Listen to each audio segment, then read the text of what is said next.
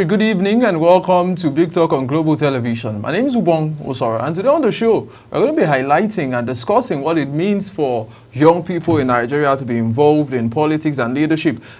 Do they really have the opportunity to get into the leadership field and assist and bring all of their experiences, their knowledge, their expertise to bear, especially in a country like Nigeria? So it's going to be a very in-depth conversation as we relate with somebody who's actually tested leadership and who's also seeking leadership as a young person in Nigeria. And we know the challenges that may come. He's going to help us to actually understand. But the way I do it on the show, every time I come, I highlight some trending political discussions for the day, and I just bring the perspective of Nigerians and what do you think about this topic and what Nigerians are actually thinking about some of these topics. Let's check out some of the trending political topics discussion for today that we have on social media. Okay, so the first one says Bianca Ojukwu meets Ghanaian officials over Nigerians must go protest.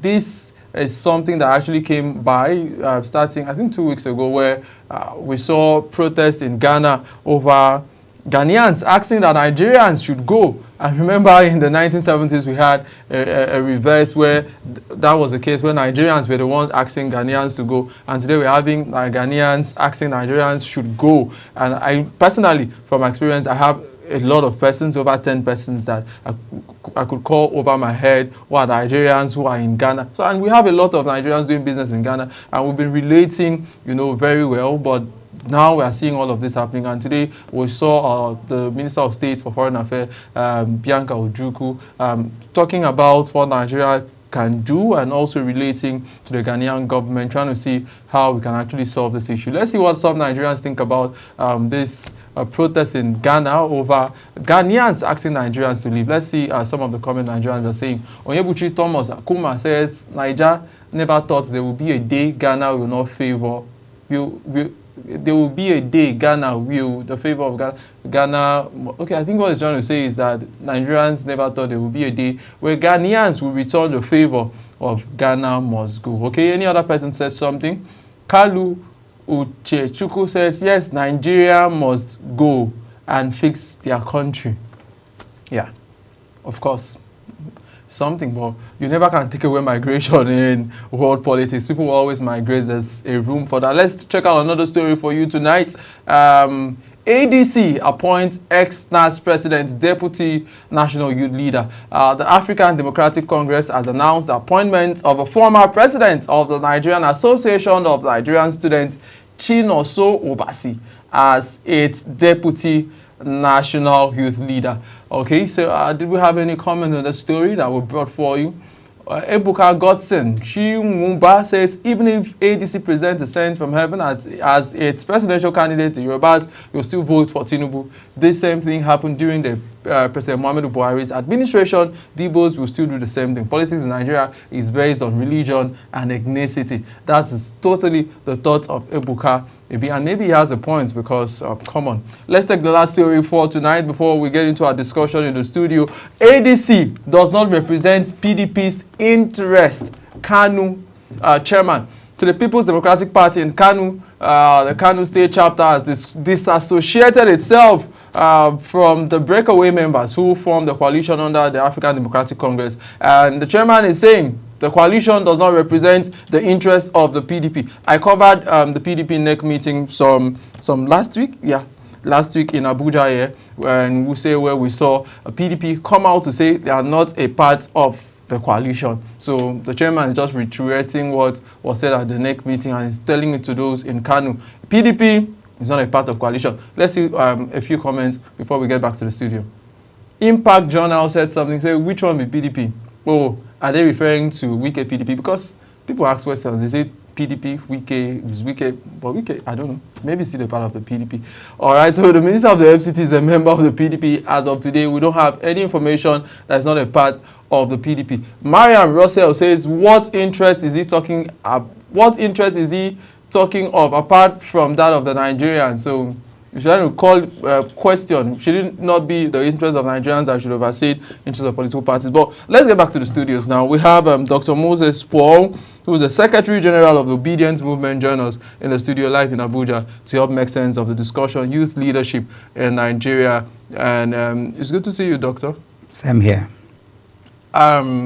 You guys used to be very busy some 2 years ago. Are you still that busy with the whole obedience movement? There was a lot of energy. I know people traveled back from the US, from different countries to come be part of your process, especially during the electioneering period. I covered elections. I saw the enthusiasm in rural communities and all of that. I saw videos on social media. People said LP this, LP that, and a lot of things. So do you still have that excitement around that movement? Just walk us through how it feels at the obedient movement, being part of the heart of the obedient movement.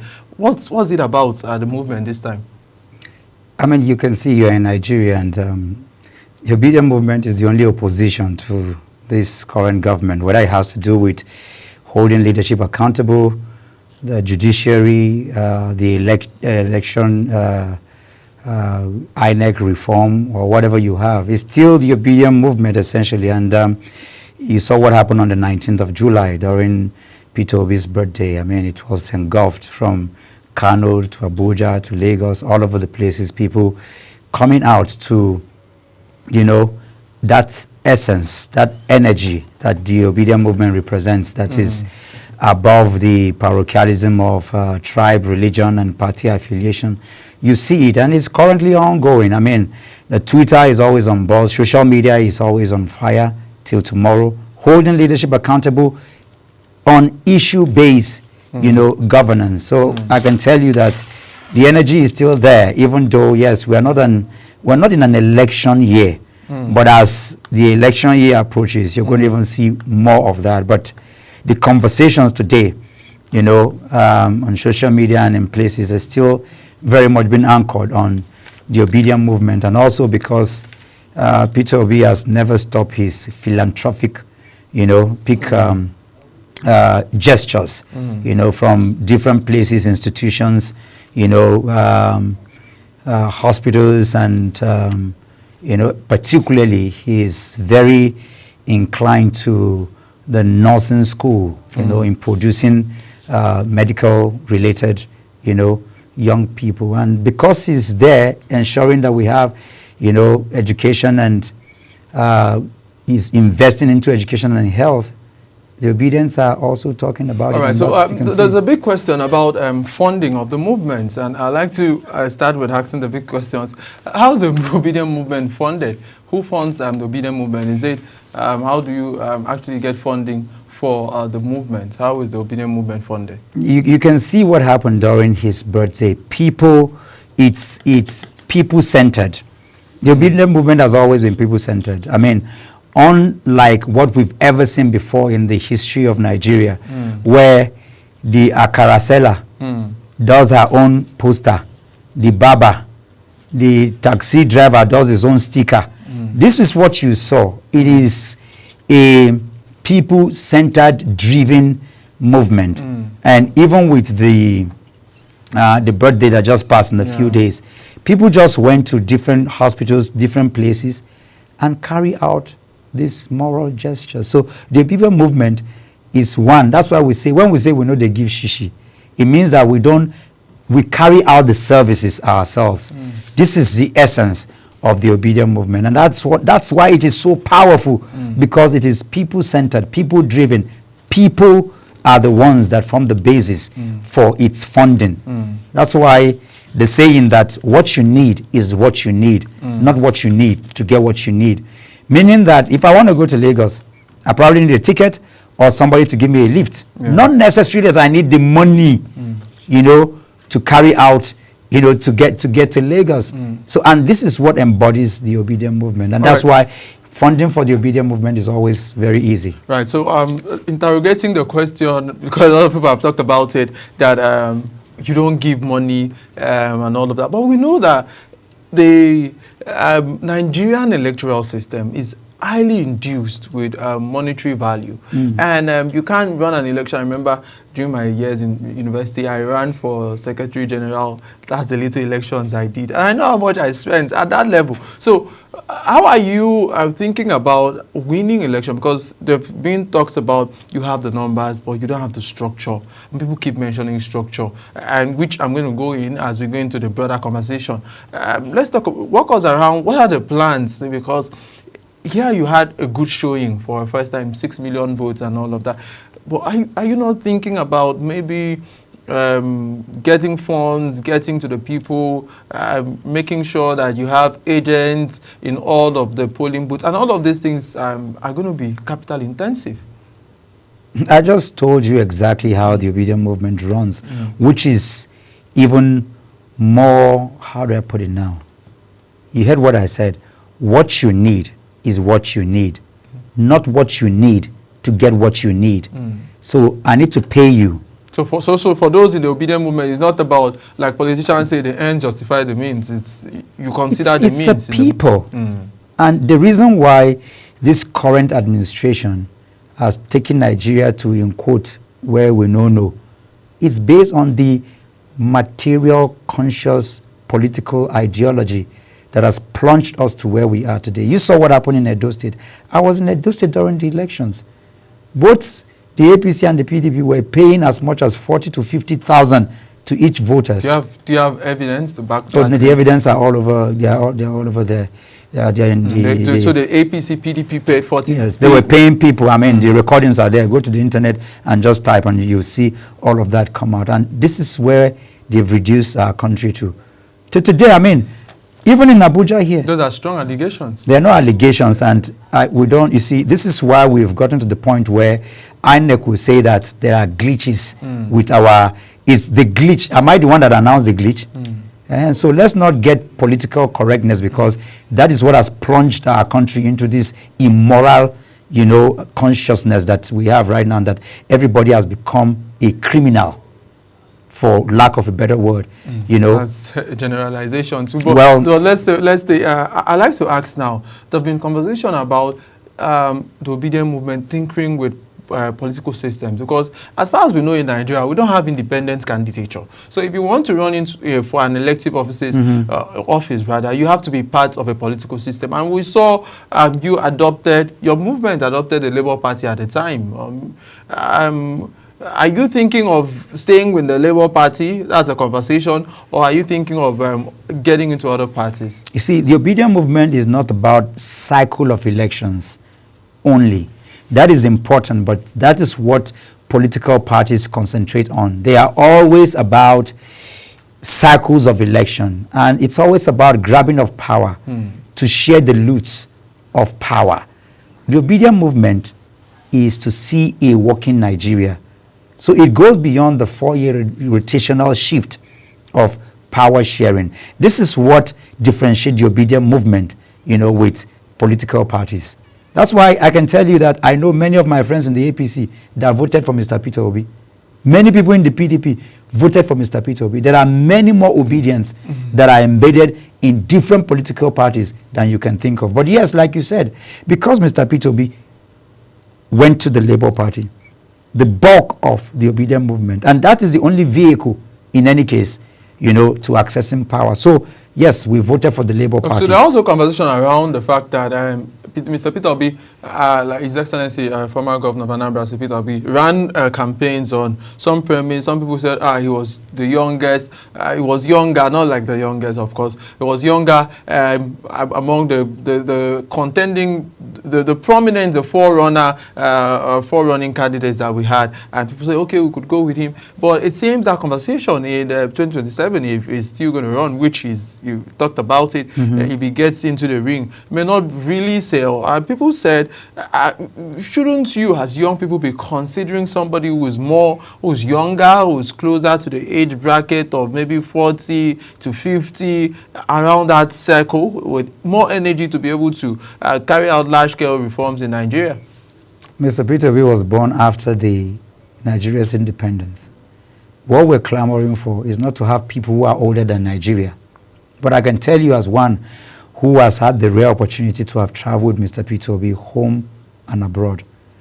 He's more energetic than I am. I haven't seen anybody who is physically more fit and mentally more stable than Mr. Peter Obi. So the question now is... So this is where it lies. We're looking for somebody who can handle. Nigeria is a very energetic country. More than half of our population. And people say a very difficult country to rule. Oh yeah. That's why you need somebody who is totally focused, who understands the terrain, who is not just, who has a lot of background from business to a lot of things. And these are some of the things Mr. Peter Obi brings to the table. So is Mr. Peter Obi a young person in your submission? His blood is too young, if you ask me. He's young at heart. Not young, he's one of the most physically fit human beings I've met on the face of the earth. One of the persons that is we have conversation around the fact that he may be running for president, former governor of Rivers State, Rotimi Amechi. We saw him when he was declaring his candidature in 2023. We saw him run around a stadium. So those are conversations that we want to ask. But let's get now to some part I'd like to ask you from the Obedient Circle before we get into youth and leadership. Which party is Mr. Peter Obi a member of at the moment?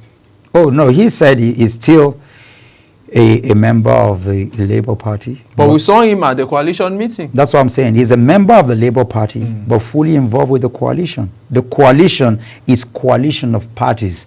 The ADC has always existed. It's not a young party over a decade ago, but it's the vehicle that has been chosen to prosecute the future election. Right. But you know that in the Nigerian constitution, you cannot be a member of two political parties at the same time. That is why I said he's a member of the Labour Party, but he's also part of what? The coalition. Somebody like the current chairman of the ADC, Senator David Mark, had to resign from the PDP because he's taking off what? An elective position. So to be a card-carrying member of the ADC, you have to relinquish where you are. But the coalition is evolving. So it will get to a time where Mr. Peter Obi will probably have to relinquish his position in the Labour Party and get involved fully in the ADC. But as it is right now, he's a part of the coalition, but a member of what? Of the Labour Party. These are clear terms. These are all right. So still interrogating those terms. So people, maybe it's clearer to you because you understand. But let's do some interrogations. I attended the NEC meeting of the Labour Party. I saw the 2020. Which of the Labour Party? Because it's important to also. And that's also a question. But by my explanation, you get to understand. I attended the NEC meeting that was headed by the chairman of the embattled, he claims, or factional chairman, whatever the name of the Labour Party, Barrister Julius Abure. And I saw in that meeting His Excellency Dati Baba Ahmed, 2023 vice presidential candidate of the Labour Party. He was present at that meeting, and he said Dati Baba Ahmed said that he is a member of the Labour Party. I think we have the report, so you actually pull it out and put it on the screen as we proceed with the show. He said he's a member of the Labour Party, and as of today, his principal, Peter Obi, has not told him anything about leaving the Labour Party at the time. So people get to ask questions about, and you even mentioned which of the Labour Party. So when the party have divides like this, was this, I'm going to ask two questions now. Was this something you envisioned when the Obedient Movement, did you do your checks and balances around choosing the Labour Party? What was the process involved? Why did you go for the Labour Party at the time? Because many parties were courting you at that time, the new bride in the Nigerian political space.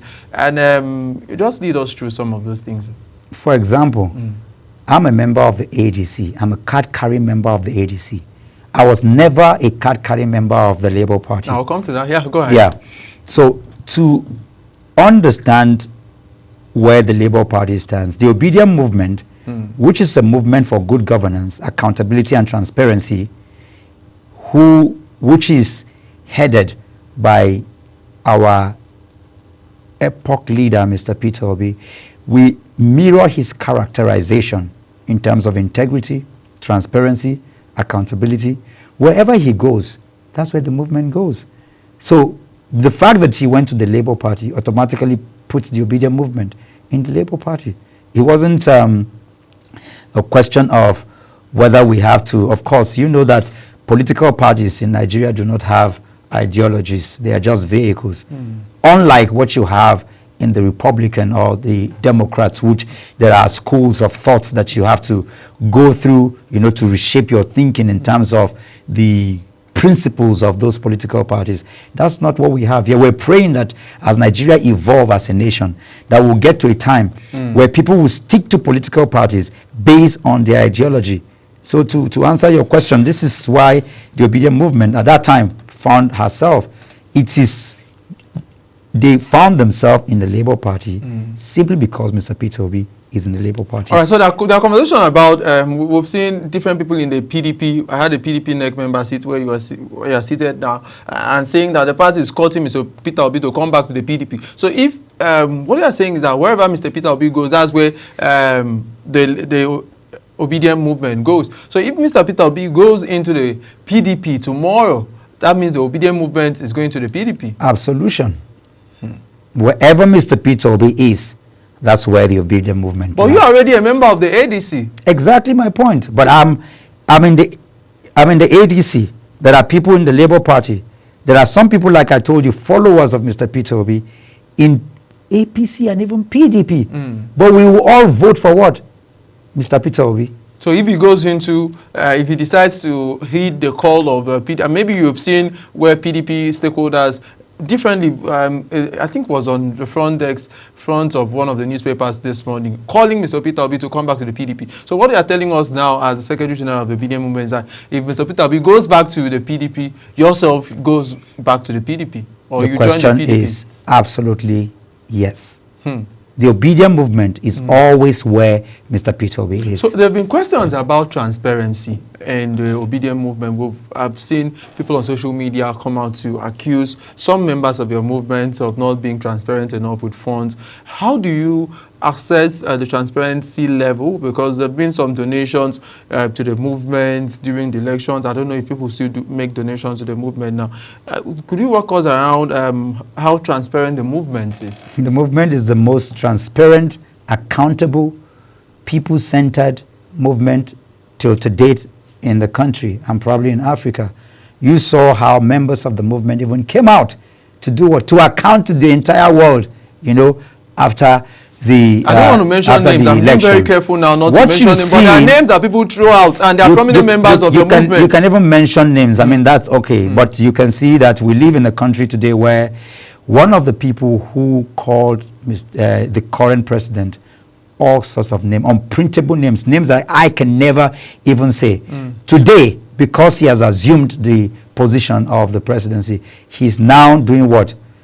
Patronizing the president. So we have people who are completely immoral, and people who are completely without scruples, and you have a lot of paid agents who throw anything without proper checks. So you should do your proper checks. So the question now, you could help us clarify, coming from a position of authority, is that do you have members of the Obedient Movement who made away with funds that were donated? That's just a question. Never. The Obedient Movement members have never made away with any funds.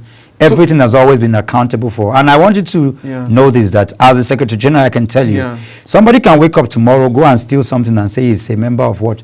Of the Obedient Movement. Have you checked? For all the records we have, no registered Obedient Movement member or a follower of Mr. Peter Obi who has done anything out of line that I know so far. All right, so we'll talk about the place of discipline, because I'm trying to like wind up so we could talk about the other segment of the topic that we have now.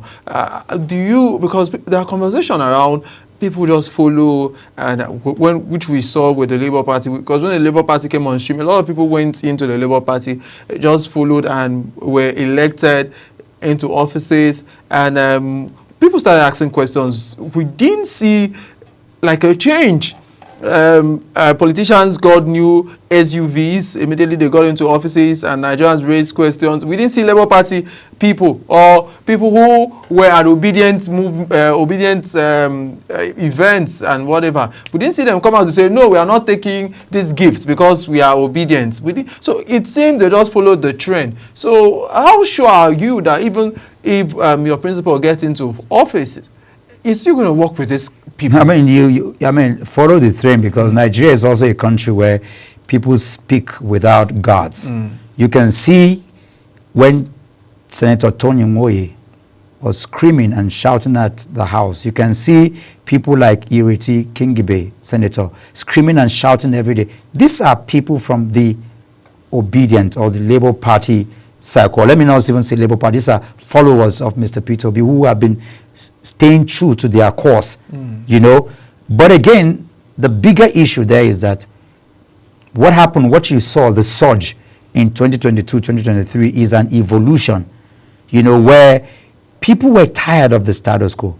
And so, yes, these are some of the measures we are putting in place going forward to ensure that the Obedient movement becomes like a screening house for those who want to go into political it's offices. a screening process that I want to know now. What's the process where you are going to screen people to get the right people who will definitely follow the philosophy of Peter Obi and not just get into office and decamp? Absolutely. Yeah. So Yeah. what are those processes? No, well, no, there are checks. We go through screening to be able to verify people, their track record, what have they done before, where have they been before, who have they worked with before. I mean, looking at it, there's no better check than track records, you know, to see what people have done. If you fact check me in the last 20 years of my life, you will see what I've been involved with, what I've been doing. And, you know, so, and that's what we're doing with all the people, and also interrogations to find out people who understands leadership, governance, politics. What are their civic engagement? Where have they been? What is their background? Like we've done with Mr. Peter Obi, looking at this track record as a businessman, as a governor, as a philanthropist. So those are the yardsticks and measures of checks that we are putting on ground to ensure that people who will come through us into governance will be transparent, accountable, and understanding what governance is. So do you have like a database of members of the movement? Do you know members in states? Do you have like wards? What goes through the strata of the movement? Yeah, so we have directorates. We also have what you call the NEC. You know, also, of course, you know, Dr. Tanko Yunusa has what the national, his job is to coordinate the different energies, because the Obedient movement is an energy, is an essence, you know, that's... You are being philosophical now, but go ahead. No, because that's what the movement is. It's not a political party. It's a movement. But it's a political movement. It's a socio-political movement. Oh, okay. Holding to account, you know, people in offices, to put checks and balances. Is an energy that is rooted, you know, in the characterization of the who Mr. Peter Obi represents: dignity, hard work. This is what it is. And yes, we do have what you call fellowships of different support group systems. We have state directors and or coordinators, you know, across board. They pay salaries? Is there something like salaries, or is it just a voluntary movement? Yeah, it's essentially a voluntary movement that has a lot of, yes, incentives to go with. Oh, absolutely. That's the power of the movement, you know, because loyalty for the Obedient movement is not one that can be bought with money. That's why we often say that the followership of Mr. Peter Obi is not transferable, because it is ideologically driven. But we've seen this in Nigerian political culture before, because somebody like late former President Muhammadu Buhari, we know he had about 12 million votes that you know, he could always bring since 2023, 2027, 2011. We saw him anytime he contested for presidency, he had this bulk vote from the north. So people are saying maybe that's the kind of energy that we are seeing with Mr. Peter Obi, where he has, at least at the last count, 6 million votes to his name. By INEC, right? Yeah, that's okay. But INEC is... yeah, that's because there was as of the count of 6 million, glitch happened. And so that glitch happened. We don't know if it was 10 million more vote or 6 million more vote. But you accept the 6 million? Because we are not... What do you want us to do? Reject it? We know we had over what? 10 million votes. But you went to court and the courts gave... because the glitch stopped at 6 million. What do you want us to do? Are we INEC? So that's a very deeper conversation. Absolutely. I mean, these are things Nigerians should be concerned about, to dig into, because these fault lines are really dangerous. Raise questions about those from the Labour Party, those from the Obedient Movement who got into House of Representatives and, you know, talking about the electoral laws, you know, maybe strengthening the electoral laws. And presently, there was a constitutional review going on, and people talked about that. So maybe the movement could also do some kind of lobbying to make sure that we have maybe a somewhat stronger electoral system. Yeah, we're constantly pushing. I mean, like I told you, I've reeled some names for you of people who are carrying out. Honorable Ben Atanda Bene, for example, who is carrying out electoral reform bills that has gone through first reading. We have quite a number of them which the Obedient Movement is pushing to ensure that they do what is right. But again, you need to also understand the status quo, that these are what? These are minority group in both the green and also the red chamber. This is why, again, we're encouraging more obedient people and more lovers of Nigerians across board to get into the place of power. Because it's not enough to just have a few hands in there. If you're not majority, to carry out your bills into laws is almost impossible. All right, so let's go for a short break now, people. This is Big Talk on Global Television. My name is Ubong Usoro, and we have with us Dr. Moses Paul, who's actually the Secretary General of the Obedience Movement, as we look at youth and leadership at Nigeria. Let's go for a short break, and when we're back, we get to have more of his views on some of the trending topics and the questions you want to ask. And I saw some Nigerians send questions. I'm going to be highlighting some of the questions that you sent and also be asking him the question.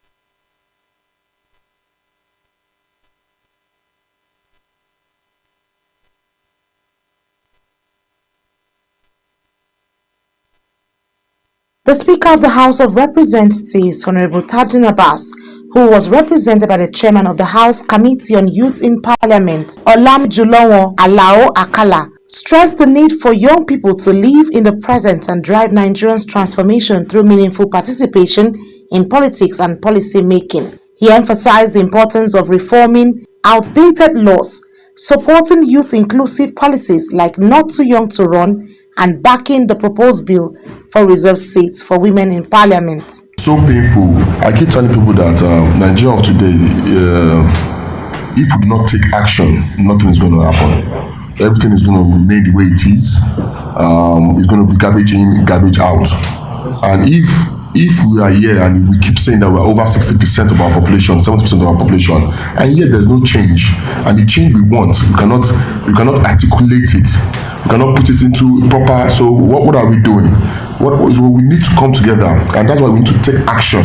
Described the Take Action campaign as a strategic grassroots effort to combat youth underrepresentation. He said the movement aims to mentor aspiring youth candidates and mobilize voters ahead of the 2027 general elections.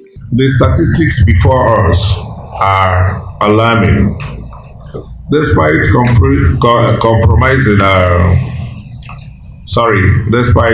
comprising over 60% of Nigeria's population, young people remain grossly underrepresented in legislative and governance spaces. Take Action campaign is our answer to that imbalance. It is our organized, strategic, and grassroots-powered response. Other stakeholders at the event pledged to support the campaign and assured continued collaboration with the Youth in Parliament Forum to enhance grassroots engagement and amplify the voices of young Nigerians nationwide. Anieti Patrick, Global Television News. All right, so we had the Speaker, Honorable Abbas, talk about youth development, and Today we're still talking about youth and political leadership. We have with us in the studio Dr. Moses, who is the Secretary General of the Obedience Movement. So, Doctor, let's talk about the involvement of young people, because we saw the energy where a lot of people that followed your movement were young people. So, how do you accept young people into the Obedience Movement? And going forward, how are you shifting those energies so that people don't just get lost in the system? You've complained about some things, and those are issues that, when raised, could dampen the energy and the enthusiasm of some people to get involved in the process, even as you look forward into the future. No, the concerns are raised are actually things that would energize people. Oh, because, not dampen their spirits. No, because they are based on accountable leadership. That will even endear more younger people. If you're a young Nigerian and you're not a part of the Obedience Movement, the question is, where are you? What should you be doing? History has been televised. Young people like never before that have never taking political issues into cognizance are now getting involved with politics. Is it and now, or we're getting involved? And now, oh well, let me put it this way. Because the issue of young people and governance and politics, Nigeria's political state has always been determined by young people. I can tell you that from its inception. Younger Pa Awolowo, younger Dr. Nnamdi Azikiwe, younger Sir Ahmadu Bello. Yeah, These guys were actually 40 years in the back, yeah. But they were actually in their 20s and 30s. From 1999? Even the children, I call them children, that prosecuted the Civil War, they were in their 20s. But from 1999? Yeah, so you've always had that, you know. So again, I think it's good to see what was happening. And I can tell, even for 1999, in quote, you see, it is the young people have allowed the elites to continue to play them. Because at the end of the day, whether you talk about President Bola Ahmed Tinubu or Atiku Abubakar, or whether it was President Obasanjo or whoever you talk about, who is voting for them? Who is standing in the line for them? Who are the people stealing ballot boxes for them? They are young people. So the young people have continually determined the political space and energy in Nigeria forever. It doesn't matter what the result is. Yeah. So I wanted to mention a name when I talked about some of the allegations that were made concerning the Obedience Movement. And the name that readily comes to mind is the name of Aisha Yusufu. You know, and people came on social media and said she embezzled money or she misappropriated some monies. I like that you walk us through. Was there a clarification from the movement? Was it true? Maybe I mean, it's even impeccable because quality people are always held to higher standard. You haven't seen anybody who has the impeccable characterization, dignity in terms of honor like Aisha Yusufu. I mean, she's way above board. As a matter of fact, I was shocked when she insisted to bring out the account and make it public and defend it before the public. And it was after that happened that the paid agent went into the market. It's like if you stand here today and talk about your TV station and somebody is talking what? Running it down. Would that change the fact that your TV station is quality and is delivering its services? But this is where we've come to a very dangerous curve in Nigeria's history. I gave you an example of people whose name I would not mention, who ran President Tinubu down, called all kinds of names. Today, they are praising President Tinubu because they've been paid. This is what happens. So for Aisha Yusufu, who, as I'm explaining to you, and this is very important. Yeah, go ahead. For Aisha Yusufu, who has not taken a dime from anybody, who came out to, have you ever seen, I dare APC to come out an account, I dare PDP. Apart from the Nenadi Usman-led Labour Party, I dare any political party in this country to come out and say, this is our account, like Aisha Yusufu did with the movement. This is the status quo. So when you do this, look at you. So you've taken a stand by the last statement you made. You've taken a stand in the factions in the Labour Party means the Abure faction. No, because we are still not a lawless country, even though some individuals are lawless. It's in the same way when I say that some people rob off the police people. Our institutions are still strong. There are still soldiers who are dying every day for Nigerians. Now let me finish. Yeah. Because sometimes what people do is to rubbish Nigeria and its institutions. So I just want to help you give us a better perspective. The same way we have INEC, we have, forgive the use of the word, people who shortchange people. We still have people in INEC who are holding up to the standard. Nigeria has not become lawless. Yeah. The point I'm making is that when you look at my thought line is breaking because of what. I just wanted to help you to clarify it so you could go through it. You just made a point, and I needed more clarity concerning the Abure-led faction and the Usman-led faction. Exactly what I was saying. I was asking you because I saw somebody who's also very obedient, Tati Babagmed, fraternized with the Abure-led faction during their NEC meeting and all of that. So I'm trying to understand your thoughts. Is it that the movement, or is it your personal opinion, or the movement has taken a position between Abure and Usman? Who's the Labour Party? The Supreme Court judgment upheld the Nenadi Usman's appeal and completely remove the Abure. So I ask you. So, but I was at a meeting. I'm asking you, should we follow the Constitution? Should we follow the Supreme Court judgment? I'm not a lawyer, so I may not have all to understand, but just for clarification, but I like that we run away from that topic, but just for clarification now, because Abure said illegality cannot beget legality, and he said very strongly, mentioned a convention where he was, talked about as being the chairman. So I just wanted a clarification, especially coming from you as the Secretary General of the Obedient Movement. So the stand of the movement, or is it your personal stand, is that the Abure's faction... It's not a personal stand. We're going with the... Bola Ahmed Tinubu is president today, regardless of what happened during the 2023 general election, because he was declared by the Supreme Court of Nigeria. Even if you want to... Whatever it is you want to do in Nigeria, Nigeria is still not a lawless country. We are not going rampage all over the place. It's not a failed state. It's not a failed state in context, if you understand what I mean. Even if INEC failed, the Supreme Court declared somebody. If the Supreme Court had declared Mr. Peter Obi as president, do you think Bola Ahmed Tinubu will be president? The Supreme Court has said this is who the chairman is, and you are here. What are we discussing here? So I'm asking you. So I was just seeking clarification. So I'm asking you, what clarification do you need more than what the Supreme Court has said? All right, so I've not looked at the judgment, and maybe our lawyer friends will help us, give us better. But I've looked at the judgment, and the judgment is clear. Yeah. It puts down one appeal and upheld one appeal. And that's what the judgment has done. All right, so that position is clearly understood. I just need more clarification so the audience won't be muddled up in the middle. All right, so I'm talking about youth and leadership. Is there a conscious effort in the movement to raise more young people into leadership positions? That's essentially what the movement is about. So apart from, I mean, we're holding meetings back and forth, even in the upcoming election, the council election that is coming up in February. We're encouraging and ensuring that obedience, younger people get into those places as local government chairmen, as council, wards and all of that. This is what essentially the movement is about. And we're encouraging more younger people to beef up, their understanding of governance.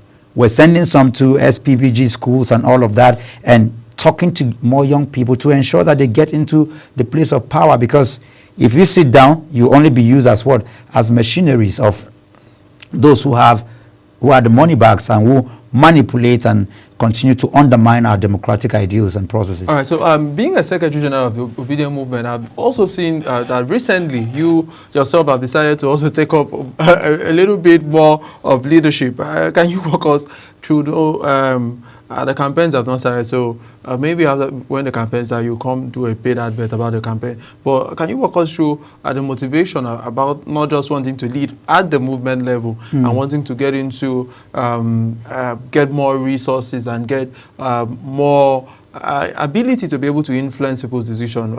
For you, what's the process? I looked at AMAC, where in the FCT, Abuja, I've had all my education here. Even when I travel and hold sessions in schools like Harvard and different places, and they keep wondering if I had gone to school in any other place. And no, from my primary school to PhD is right here in Abuja. So I know that quality can come out of this place. But in the last few months, for 3 months in the FCT, our children were out of school.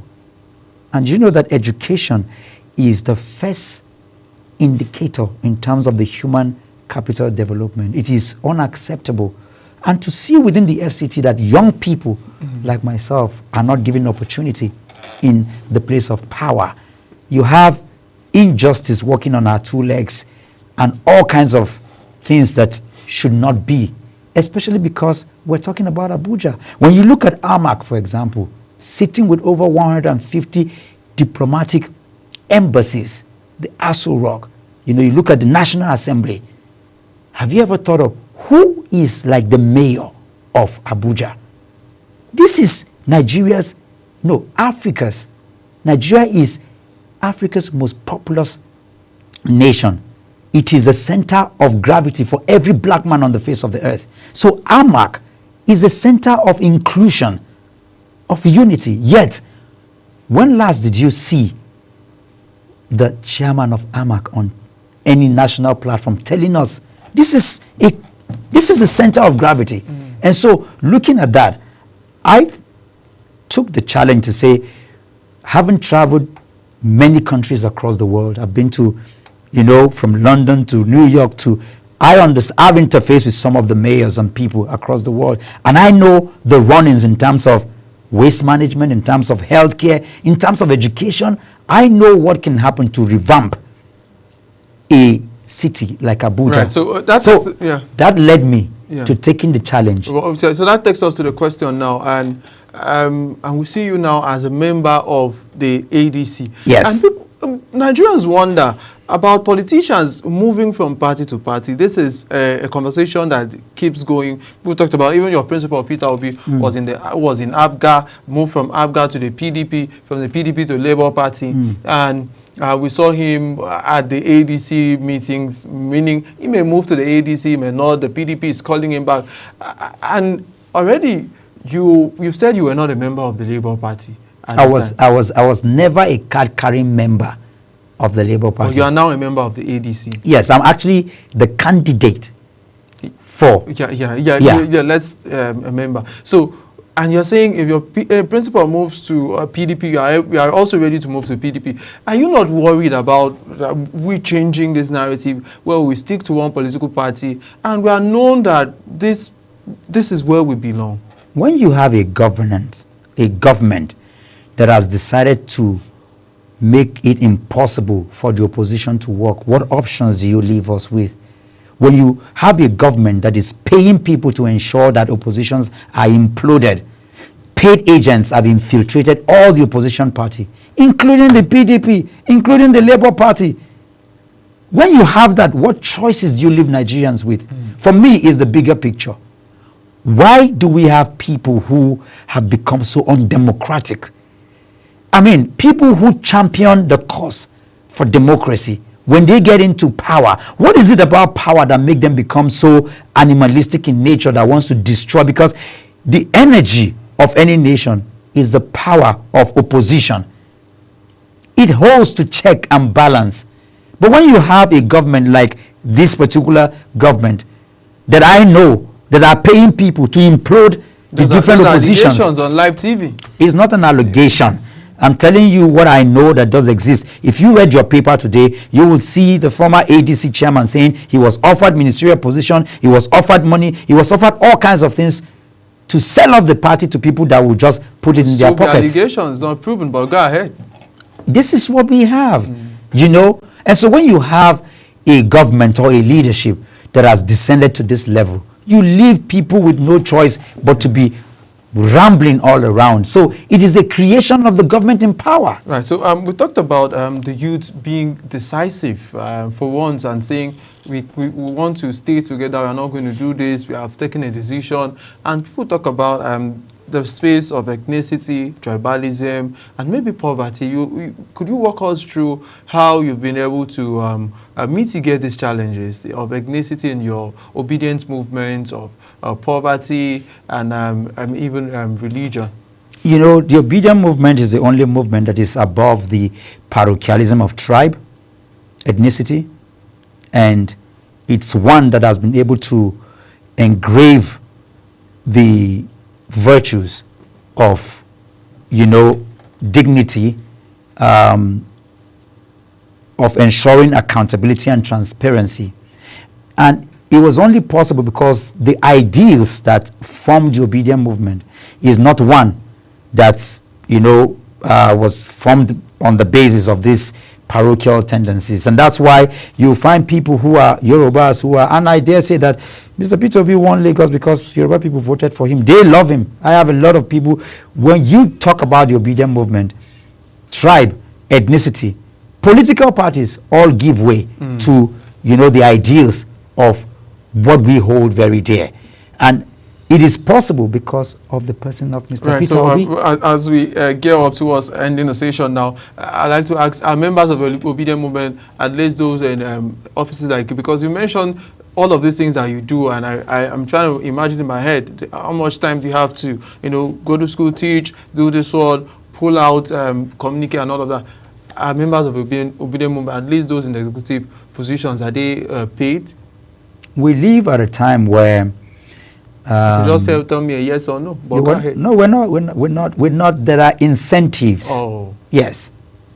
And I get a lot of incentives even from our principals. So, what more could be better than that? All right. Thank you so much, Dr. Moses Paul, Secretary General of the Obedient Movement, who is now a member of the ADC. And I hope that tomorrow you are not a member of the PDP. I'd like to see you stay in the ADC and maybe just stay in the ADC for so long a time, where we have Nigerian politicians stay in one party and we can always remember a politician with a political party. Because these days, sometimes I forget political parties. I remember, this party, which party is he? Is he still in PDP or APC? I hope that... since you talk, I think the ADC is fair enough, but I'm in the party of transparency. I'm in the party of accountability. I'm in the party of good governance. I'm in the ADC. For now. We're evolving as a nation. I intend to stay in the ADC as long as the critical principle that brought us together is maintained. Thank you so much, Dr. Moses, for your insight on the program. And people, that's the much we can say. But before we go, there's a report that I like that we play for you, as I will leave you with this report. Do have for yourself a wonderful night and take care of yourself. My name is Ubong Usara. I'm saying bye for now.